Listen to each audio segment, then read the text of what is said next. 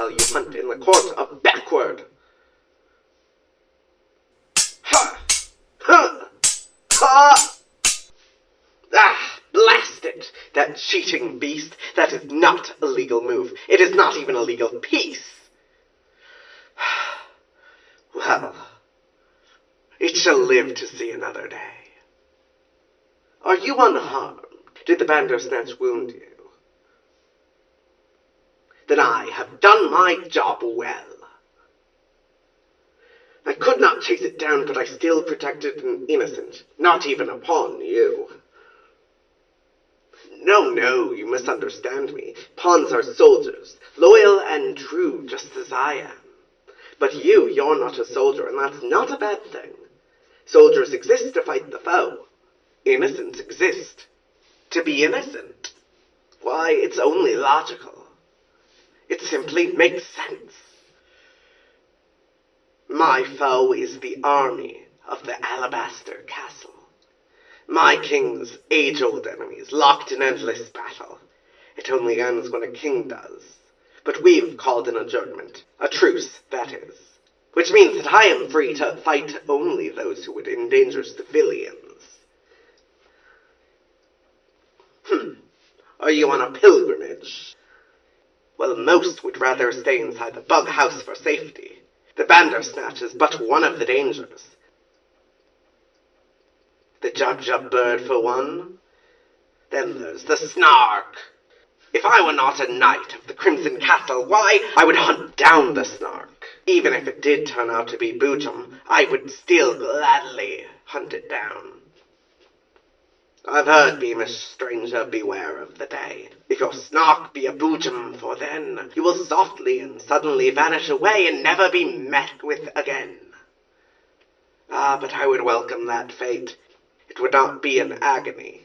If only it meant I could destroy the snark once and for all. But that is not for me. I have my duty to the Red King, and to the innocent such as yourself. No, I would not leave the knighthood even if I could. Rules, you see, are rules. Pardon the change in the subject, but may I ask where your pilgrimage takes you? All right, where does your pilgrimage take you? A rabbit hole? Ah, the one atop Mount Frautus. Dreadful place. No squares to dictate where one is allowed to move. Rules do not exist without context, and that place, that mountain, it is not a place for me. And worse yet, is the monster that lives atop Mount Frautus.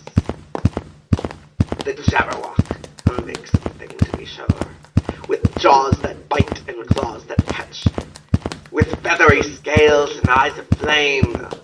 Ah, but the Jabberwock is a clever foe, and difficult to slay. Not impossible, but ill-advised, for you must kill it with a 1-2, 1-2. Let your blade go snick-a-snack, or it will surely destroy you. A vorpal sword is best, I've heard, though I've never seen one myself. No need for swords on the field of battle, I'd say. The rules, you see, dictate this method. As such, I can escort you as far as the farthest file of this checkered battlefield, but from then on you'll be on your own. I can't in good conscience allow you to go unarmed.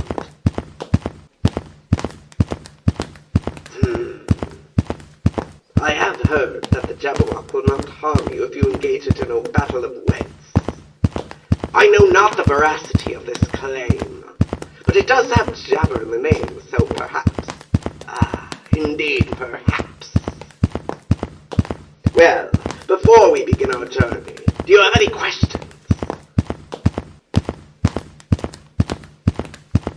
Alice. That is a name I've not heard in a long time. Why do you bring her up? Well, I don't know what happened to her. Last I can remember, she became a queen. By virtue of reaching the other side of the battlefield, she was crowned. And then... it is hard to recall such things. The Wonderlands had only just formed its gateways. First it was the White Rabbit, and then it was a mirror, though that's lost its luster now that someone was banished. Though I don't know who or what. This battlefield was raging with our turn-based warfare, so I had no time to notice. What was I saying? What was I saying? Ah, yes! Remembering back then. Things were so hazy in those days. No, not hazy. Shifting. Or perhaps a better term would be chimerical. The Wonderlands were born of dreams, I've heard. Though I suppose there's no way now to prove it. Ha-ha! We arrive at the edge of the battlefield. Well now, my beamish friend, Mount Frabjous awaits. The end of thy pilgrimage draws nigh. Farewell!